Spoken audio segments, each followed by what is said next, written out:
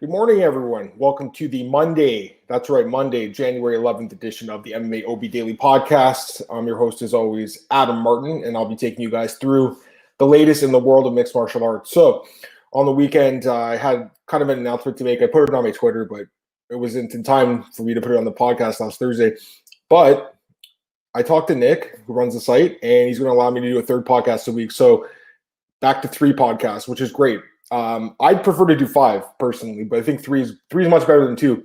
The biggest problem was we were running into a time crunch pretty much every episode where we get to the full hour mark, and basically at about an hour, it makes it complicated to upload the podcast online. So I try to keep it at an hour. And the biggest problem I was finding was there was just too many questions, especially in the last few minutes of the show, and I wanted to answer them, but I just wasn't able to because we did so much other stuff in the podcast. So we do have a third hour now during the week. So, I mean, this is great for everyone, I think. We're going to have a lot more time to talk about MMA. We have more time to answer questions. Now, the third show, I'm going to tentatively say it's going to be Monday at 10 a.m. because I think that, not this week necessarily, this is more like an introduction to the podcast again, but I think in general, it's good to have a third show that recaps the fights from the weekend. One of the biggest problems that I was finding, and Cole was finding it too, was there was just too much to talk about on Tuesday morning. And me and him love talking about the sport, but to cram a recap and a full preview in 1 hour was getting kind of difficult, especially some of these cards that have like a lot of fights, 15, 16 fights. So, like I said, we're going to do 3 a week now. Monday, Tuesday, Thursday, 10 a.m.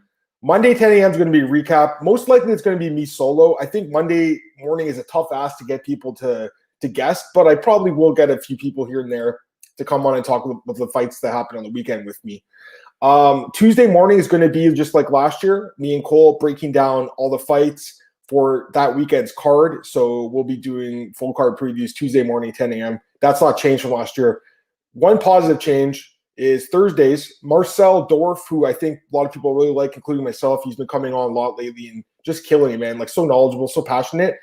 He'll be joining me a lot more often on Thursdays. I'm not saying it's going to be every week. Marcel does have a full-time job outside of MMA, so it's going to be difficult for him to come on every Thursday, but I'm going to try to get him on as much as I can, especially during weeks where there's like Bellator, because I want to hear Marcel break down the fights. The problem is we can't have him do UFC with me and Cole because 3 people, it's just too many cooks in the kitchen for a 1-hour show. So it's just going to be me and Cole on Tuesday. But I think with Marcel, it'd be great to get him on to do Bellator previews and stuff.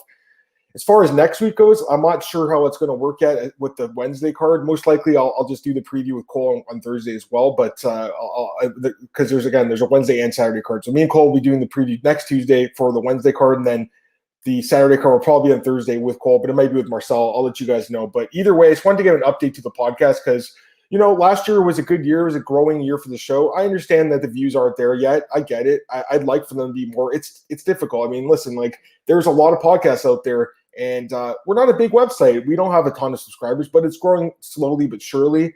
And I think you guys know I'm pretty committed to this. I mean, I've been doing it, 2 times a week, 5 times a week 2 years ago. So, I mean, I've been doing it quite often, and I'm always here doing the podcast. We don't take weeks off. We don't take days off here. So, hopefully the podcast grows this year. Again, I understand there's a lot of competition out there. There's a lot of different shows that people want to watch, but I do think that we have a pretty good show here, and I hope you guys enjoyed. So, just wanted to give an update to the show as we head into 2021. So again, Monday, Tuesday, and Thursday, tentatively, those are the 3 dates for the podcast every week at 10 a.m. Eastern. Join us here on YouTube and send any questions. Now, the other thing is, obviously, you can listen to it after the show's done on YouTube, or you can download it, Apple, Google, Spotify, Anchor. There's a lot of places you can listen to this podcast.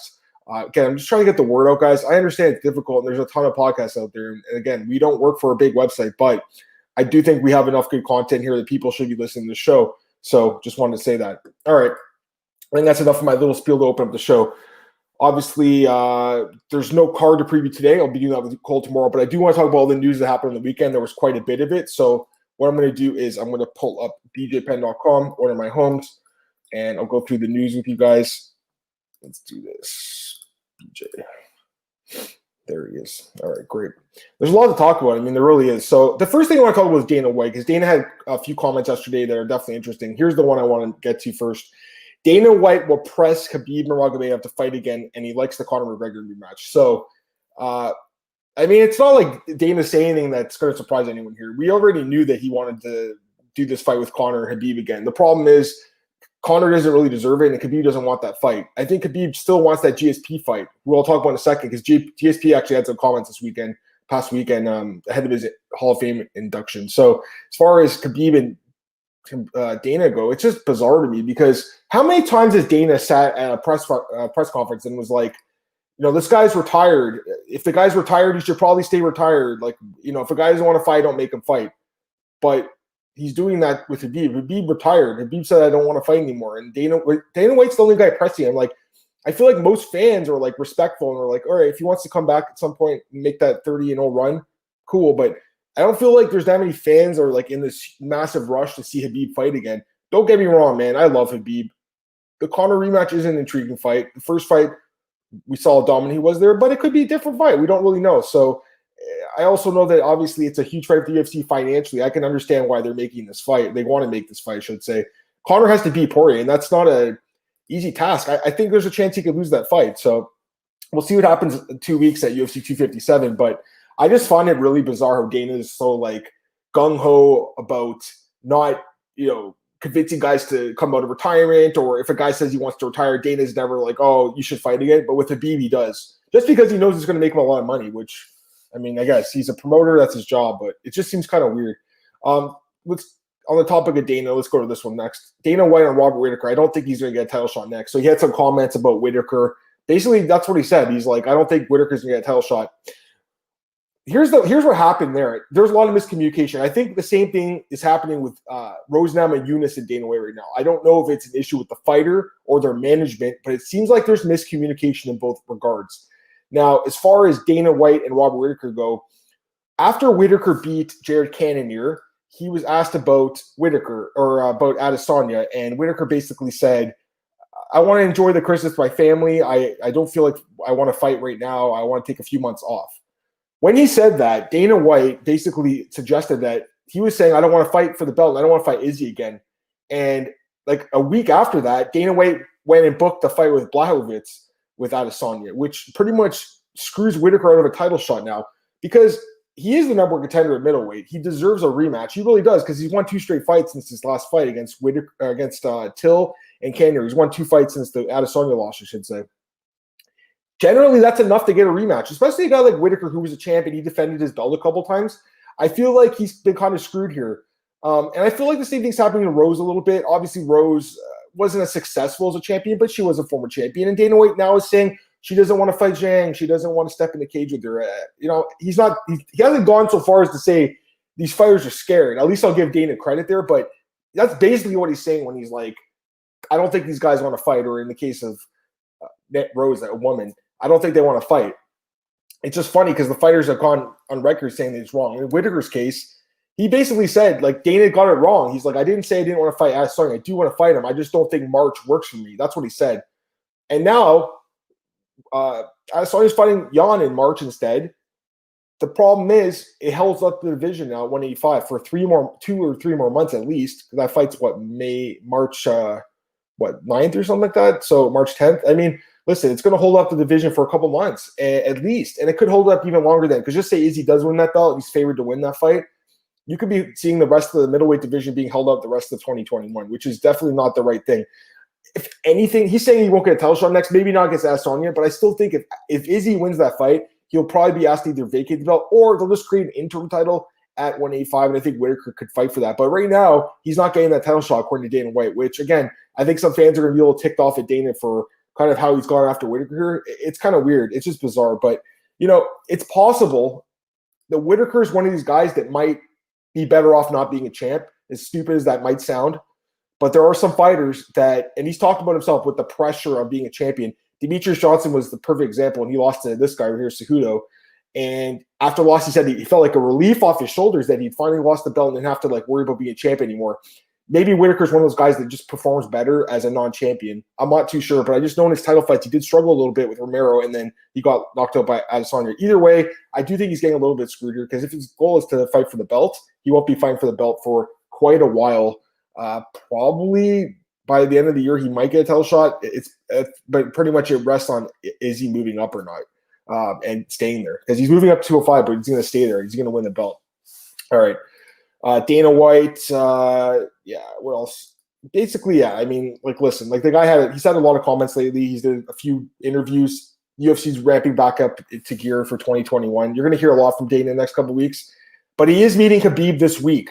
So that's interesting because they're going to be in Abu Dhabi and he's going to try to figure out how he can get him to come back again, even though I think a lot of us are like, whatever. I mean, listen, I'll watch the Conor rematch. I don't think it's a bad fight. It's kind of interesting, but for me, the only reason I want to see Khabib fighting is if he fights GSP. And, I think GSP is a good guy to talk about now because he actually had some comments recently. This weekend, he did an interview with UFC, and this was something that really stood out to me. He actually had a really good interview. He talked about a lot of stuff. GSP is so insightful. He was talking about the GOAT and stuff. He's talked about that a little bit before. And by the way, he thinks the GOAT's Hoyt Gracie, if anyone's wondering. But I thought this quote was really interesting. I miss winning, but I don't miss fighting. Very interesting. So, man, I mean, the guy is so introspective, right? Like, he really is. Basically, what he was saying was, like, I don't miss stepping the octagon. He said the stress was unbearable for him. He talked about that when he first retired against Johnny Hendricks, when he stepped away from the sport, I should say. He talked about that, the stress of being the champ and stuff, like I was just saying with Robert Whittaker. And he was talking about how it was eating him alive and stuff. And he says basically he's content with not fighting ever again, but he still misses the feeling of winning. He said he misses the rewards. It's actually a really good quote. He was saying, when he was champ, he was getting all the girls, all the money, all the fame, all the access. He misses that stuff, but he doesn't miss actually stepping into the octagon and fighting another human being and taking damage. That's the tough part of fighting, right? Everyone says the training is the brutal part. Don't get me wrong. The training is hard. The training is so hard. And he still trains. But the actual fight and the mental toll it takes is something that I don't think a lot of people understand unless you've actually been in there. And with George St. Pierre, I mean, no one's really been in the octagon more than him. So, he's a guy I'll always respect. And anytime George St. Pierre speaks, I listen to what he has to say. And this was, to me, a very interesting quote, in my opinion. All right, what else do we got here? I'm going to go up a little bit here to Diego Sanchez. Diego Sanchez announces his next fight will be his last. Interesting. So, listen, like Diego Sanchez, you can say what you want about the guy, and I get that he's hung on too long. I think that's fair to say. His last few performances not very good. I know he beat Pereira, but come on, I mean, that was disqualification because Pereira has low fight IQ. But, I mean, that should have been a loss, and he lost to Chiesa. He got dominated. He lost to Jake Matthews, got dominated. His last win was, I think, Mickey Gall, which was a nice win. Don't get me wrong. Craig White he beat too. Those were good wins. But, at this point, his career, he's 39 years old. He's taking a ton of damage. And here's the thing about Diego Sanchez. He's been in the UFC longer than anyone. Now, if you look at the roster, Arlovsky actually fought before him. I think Arlovsky fought like UFC 28 or something. So he's been in the UFC longer, but he had a long break where he's with Strikeforce, Affliction, etc. Diego Sanchez has been in the UFC since 2005, full-time. And he's fought every year since then. So the guy is, to me, a legend of the sport. And I don't think he gets a lot of respect from fans, which bothers me because it's a guy that did so much of the sport. He's the first Ultimate Fighter winner. He was a massive star back in the day. I remember in the mid-2000s, like Diego Sanchez was one of the first legitimate stars during the television era of the UFC. And it's really sad that now 15 years later, he's just being used as basically a gatekeeper for prospects like Jake Matthews, etc. But not only that, just the way fans have treated him, and they've kind of made him into like the butt end of a joke.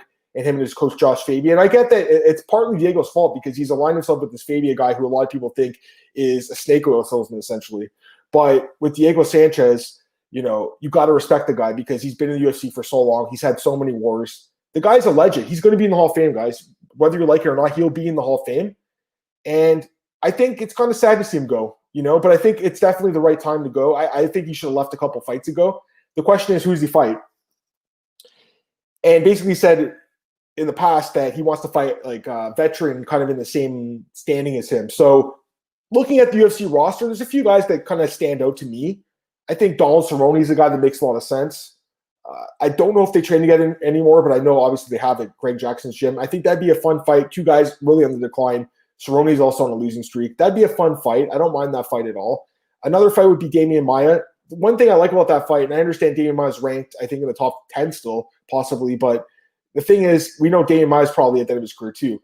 He's never been submitted before Diego Sanchez. Damian Maia is the master of submissions. That's why I like that matchup because I actually want to see if Diego could be submitted or not in the final fight of his career. My guess is Damian's going to have a hard time taking his back and choking him out, just like the John Fitch fight where he had the backpack position a lot of the fight but wasn't able to actually get that finishing squeeze in. So I don't mind that fight. I think that's the kind of fight he should be having. I understand Maia's ranked. I get that.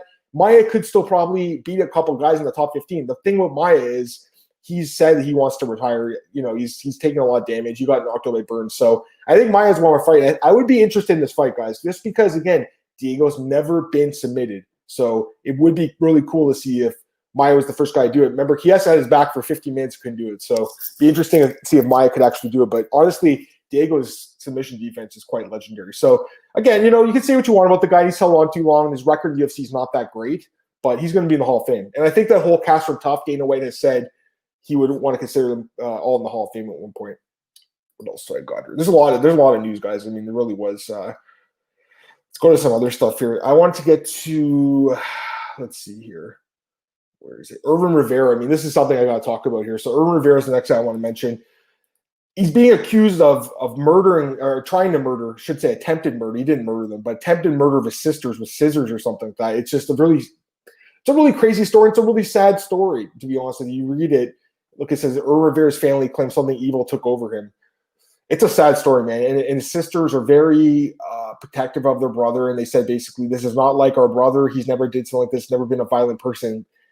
I don't know what happened to this guy, but this is extremely sad. And it's scary too, because the question is, and this is a guy that's only been in the UFC for a little while. I think he made his debut on Fight Island last year or something. But the question that a lot of people are going to have is, what's the connection between brain trauma and MMA?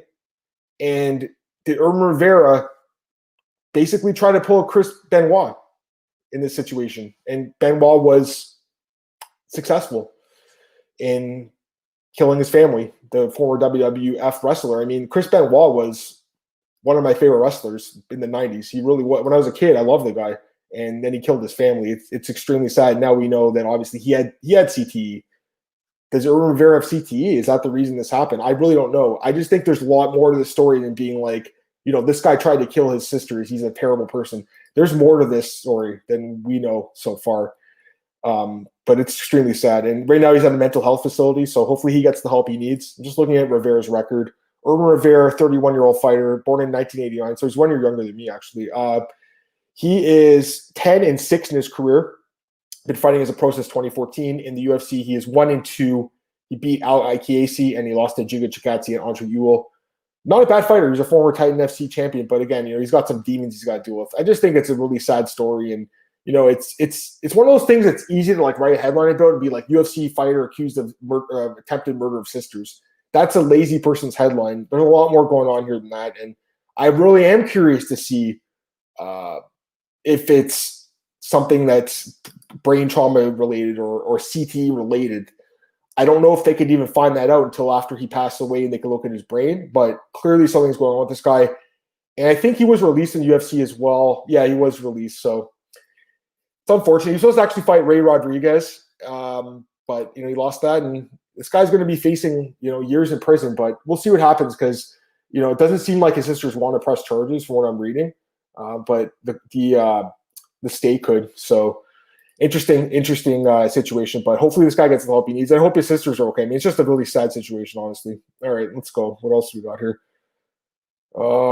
Yeah, Paige VanZant's fight got announced for BKFC February 5th against Britton Hart. I don't know who she is, to be honest. I think she's fought Beck Rawlings, but I have to look at her tape before I watch that fight. But yeah, we'll definitely get odds on that fight. I'm sure Paige will be a big favorite. What else we got here? It's funny. This is actually interesting. Conor McGregor's featherweight return is achievable, says nutritionist. So his nutritionist is saying it is possible Conor could get down to this weight class again, 145. I don't think that's a good idea, personally. You know, I think at 170, the guy is fit. He is healthy. He's full. He doesn't have to cut weight. At 155, I think it's a similar situation. He has to cut a little bit of weight. 145 Conor, I don't know. You know, I could see why his nutritionist would say this just to get some headlines out there. Tristan Kennedy, but this is BS to me. Conor's not making 145 again, guys. So to me, this is just his nutritionist talking smack. I mean, we've seen the pictures. The guy, like, where is he going to lose the weight from? Like, obviously, you can lose some muscle, I guess, but 10 pounds of muscle and they get to 145 healthy and they have a safe, healthy fight the next day. I don't know if it's possible, man, especially like at his age. Like, he's in his, you know, early 30s, but still, it's not like he's 25 like he once was, right? It's different. What else we got here? Conor, your best shape. Yeah, of course he's in good shape. Charles Oliveira doesn't want a title shot, or he wants a title shot. He doesn't want Justin Gaethje. That's the rumor that's been out there, Justin Gaethje versus Oliveira, but they want title shot. You know, I love Gaethje, and he's the former interim champ, obviously, but you know, he's the interim champ. Then he lost to Khabib, so to me, he's got to rebuild himself. Like Oliveira's won 8 straight fights. Why should Gaethje get him? You know, to me, Oliveira after beating Ferguson, he's deserving of that shot. But the problem is obviously that division is just so complicated right now. And I think it's the same as middleweight. You know, we have to see what happens with Khabib and Conor and Poirier. So that's probably why they're saying Gaethje. But you know, I'm not saying this is a bad fight. It's a fun fight. I just think Oliveira really does deserve the shot because 8 straight wins is not a joke, especially the way he beat Ferguson. He dominated him. What else we got here? Figueiredo and Cejudo are going back. Calls him a fatso. That's funny. Yeah, they're going back and forth. I love it. I'd like to see this fight in 2021. It seems like there's some momentum building towards it, so we'll see what happens. But yeah, I mean, at this point, I still think Cejudo really wants that fight with Volkanovski to make that third victory, third weight class, third championship like history in the UFC. But I think that Figueiredo is more likely, if anything, just because if he beats Moreno, I shouldn't say once he beats, because that fight's going to be interesting. But if he beats Moreno, who's next? Is it Askarov? Is it Garbrandt? Or could Cejudo jump back in? I think right now Figueiredo is becoming a bigger star, and Cejudo seeing that he might want to take advantage of that. And I think Cejudo could beat Figueiredo. I think he's one of the few guys that could beat him because we saw what happened when Figueiredo lost to UCF Formiga 2 years ago. He got out wrestled, and I think that Cejudo would probably want to replicate the same game plan. In fact, he actually had an interview with Kabachi. He said the same thing. He basically said, Davidson's got no wrestling. He's a good fighter, but he has no wrestling. That's basically what he said. All right, what else? Tatiana Suarez. Man, I love this girl, but she hasn't fought in forever. She hasn't fought since June 2019 when she fought Nina Ansaroff. So it's been a while. I thought she was a champ the first time I saw her in Ultimate Fighter, and I saw her in the Octagon. She won Ultimate Fighter. I still think she could be a champ with her wrestling, but she's got to get healthy. Her neck apparently is feeling better. She's targeting a summer return, and I would assume she gets a top 5 opponent. I mean, she should. And I think if she wins that fight, she probably should get a title shot, you know? I'd like to see her fight for the belt personally, but with the 2-year layoff, she should take I wouldn't say even a layup fight. She's going to have to fight someone tough. She's going to have to fight a top 5 opponent. She might have to fight Joanna or something. Like, those are tough fights. But I got a lot of respect for her, man. Beating cancer, coming to the UFC and dominating. I really like her a lot.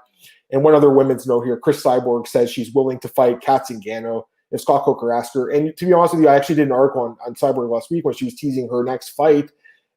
There really isn't that many options in Bellator. Like, she's beaten a lot of the fighters that she could fight. And the only one that's really like a big name is Kat Zingano, who had a really lackluster performance against Gabby Holloway in her debut where, like, she almost lost that fight. So, you know, Kat probably wants one more fight just to get a little bit more of the rust off her. Like, she had a long layoff. She's been dealing a lot the last few years. Like, remember, like, she left the UFC. She had the eye injury. Her husband had committed suicide like 4 or 5 years ago. Like, Kat Zingano's dealt with a lot the last couple of years. I think she might want to have one more fight, but Bellator would be like, you know what, we're paying you this much money. You got to go fight Cyborg. And I think that is the best fight they can make. I mean, Kat Zingano, she knocked out Manita. She knocked out Miesha Tate. She does have the ability to win this fight, but I think Chris Cyborg would be a big favorite. I thought this was interesting. Ponce Xavier was really angry with the rankings, but to be honest, like, the guy hasn't fought in over 2 years, so I don't really understand his argument in general. The thing that I did agree with him was he's like, and this is why Ortega says his name here. He basically said Ortega, you know, why is he in the rankings? Why is Brian Ortega in the rankings? It should be me. So I thought that was interesting. But, you know, he's saying, why was he never pulled out for 2 years? Then he got to fight Korean Zombie and he maintained his number 1 spot. Why did I get pulled out? I think he's got a point there. I'll take this call for Daniel. The overgrown midget Volkanovski. Hey, Daniel. Good morning, man. I hope you join us for Mondays, Tuesdays, and Thursdays, buddy. We enjoy having you. Yeah, that's funny. I still think that's a good fight, though. You know, I wouldn't mind seeing that fight. It'd be a fun one.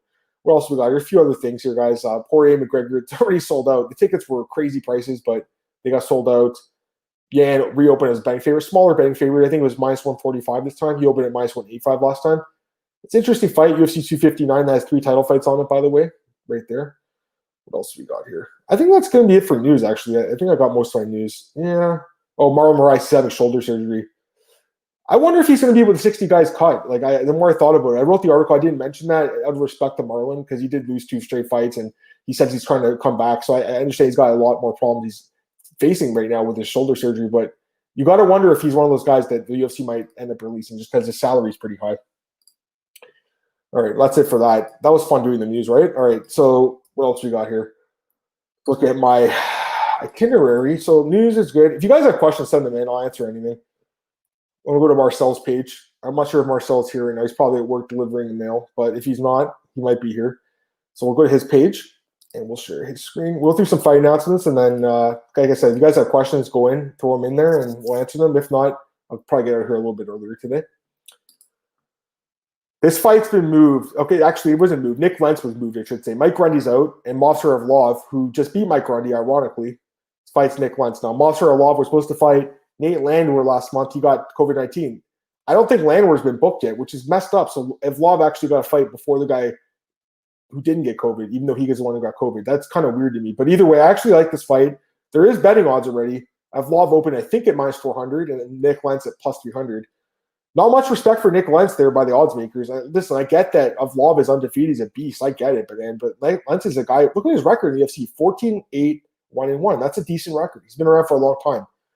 24 fights. That's a lot of fights. This is 25th fight in the UFC. So you got to give Nick Lentz a lot of respect because I remember him like 10 years ago when he first came to the UFC. He was super boring. One of the most boring guys. And people were like, this guy should be cut. But he had this fight with Evan Dunham where he just stood up and traded, and it was a doctor stoppage for Dunham.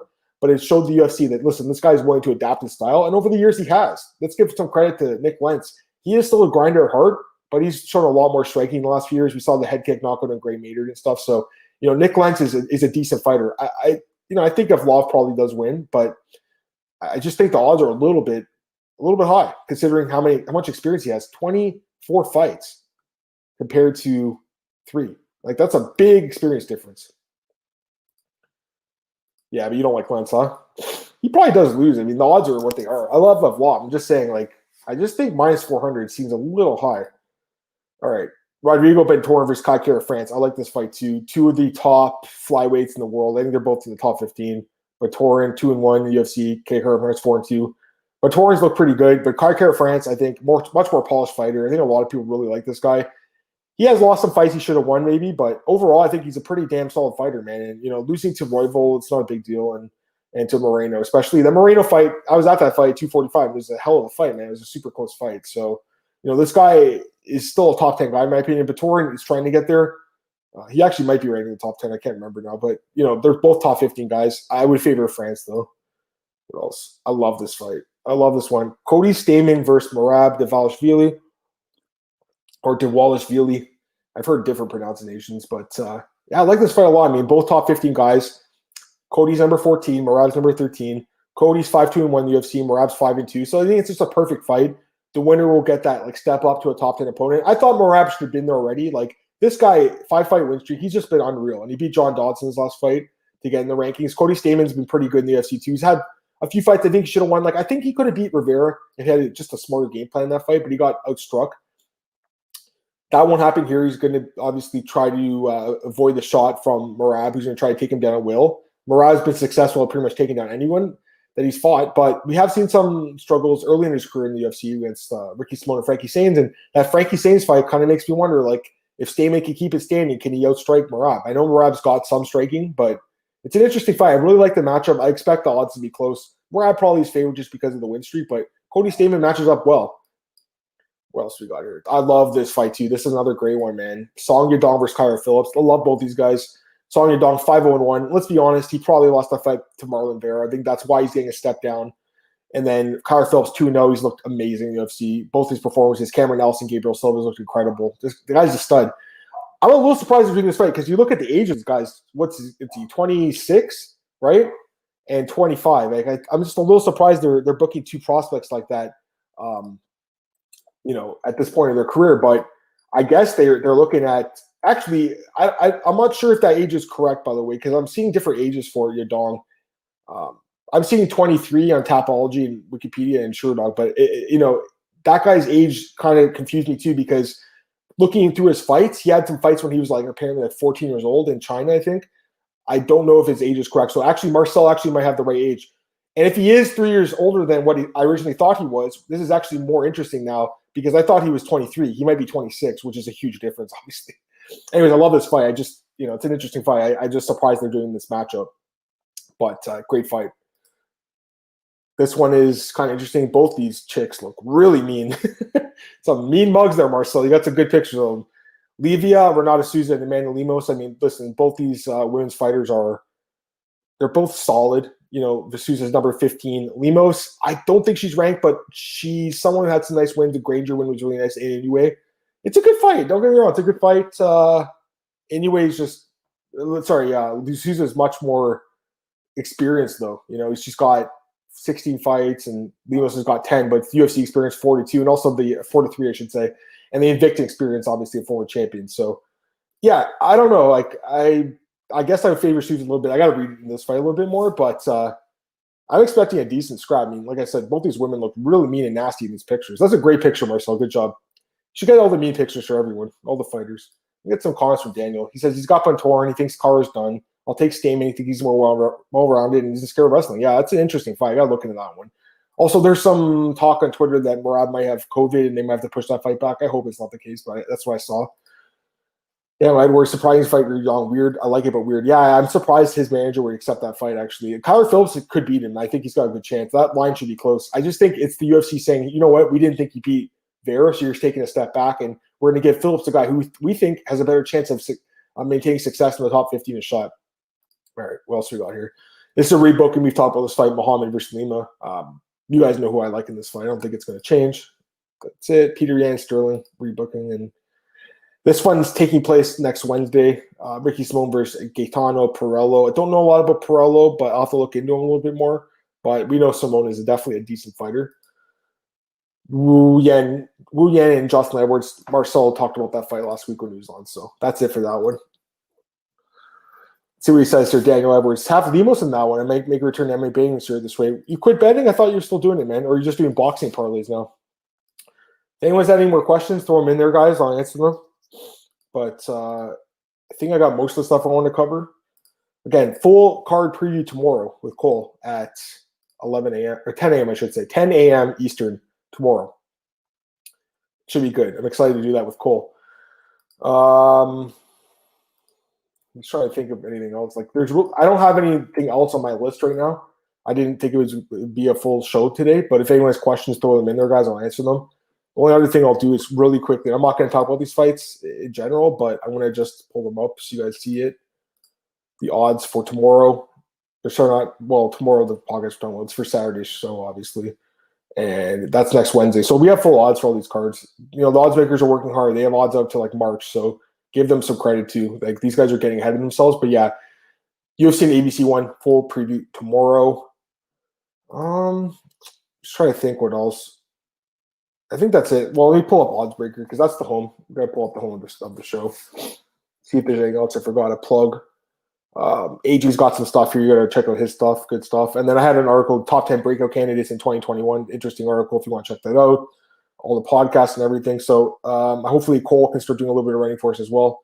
Just wanted to plug that. And I think that's it, really, guys. I mean, I don't have anything else to talk about. Daniel says he's just going to do boxing. That's fair, man. Listen, MMA betting's hard, guys. It really is. You know, there's a lot of people out there that are, you know, going to promise you winnings and millions. And, you know, you look at Twitter and everyone's like winning money every week. These guys are lying, guys. Seriously, you got to remember that. There are people that are successful, but in general, people are breaking even, or they're, you know, maybe winning a little bit of money. In general, I think most people are losing money, you know, so just be careful. And, you know, I would say, you know, do your research, enjoy the sport. I think betting on the sport, it gives you a different vantage point of watching a fight. You know, just pick your spots and watch your bankroll. You know, there's a lot of things you can talk about, really, you know, as far as advice. I was giving it last week, but at the end of the day, guys, you know, it's not easy. And if it was, everyone would be doing this and everyone would be rich. So, you know, handicapping fights it's fun, though. I enjoy doing it. That's why I do it every week. So, you know, I hope that you guys can make some money off of it. Just remember that, you know, not everything you see on social media is truth. And every time you see someone saying, you know, posting a winning bet, just remember they probably have 3 losing bets to that one winning bet. So just remember that, guys. So, Daniel, I know that you had some struggles last year, I think you were saying, but, you know, hopefully you're a little bit more successful this year. And that goes for everyone listening to this podcast. It's going to be a great year, guys. I'm excited about it. Starts tomorrow with first picks of the year, UFC and ABC 1. I got to break down that whole card today. I'll be spending my whole day researching that card. So anyways, I think that's it for today's podcast, guys. I really appreciate everyone tuned in. Shorter show today, but again, I'll be back tomorrow 10 a.m. and then Thursday 10 a.m. with Marcel. Tomorrow with Cole, Thursday Marcel. And going forward, Monday, Tuesday, Thursday. Right now, Monday is the plan for the recap. Having said that, if there is interest in a weekend show, it's possible I could accommodate that. But most likely it's going to be Monday at 10 a.m. to do the recaps. All right, guys, that's it for today's show. Appreciate everyone who tuned in. And Daniel, I appreciate you sending those questions in, man. Good luck with your bets. And I'll talk to you guys tomorrow at 10 a.m. with Cole. Have a good one.